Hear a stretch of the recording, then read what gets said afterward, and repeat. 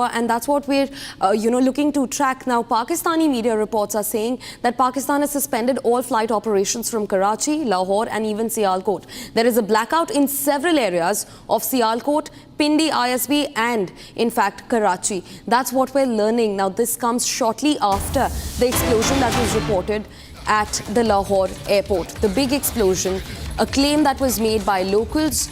However, there is no posterity whether or not this has happened.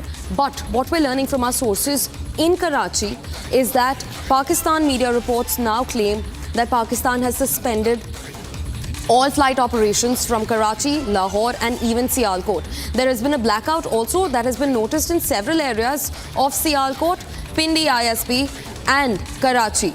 Dozens of villages, in fact, near the border areas are being evacuated, especially in the Kusar area. And this comes fresh from our source who is in Karachi. Circling back to my colleague Gursimran, who continues joining me from Akhnur in Jammu and Kashmir. Gursimran, speak to us about the details. Just moments ago we were talking about whether or not the explosion at the Lahore airport even happened. But now reports have confirmed that all operations, flight operations have been suspended from not just Lahore but also Karachi and Sialkot. Gursimran. Yes, this was today morning when the decision came. It was only conveyed that they are suspending the operations from the Lahore as well as the Sialkot. But the reason was not known to us. But now, with the visual confirmation that we are getting and also a local speaking on camera that he has seen the back-to-back explosions that have taken place, this suggests that this was the sole reason. And now the Karachi has also been shut.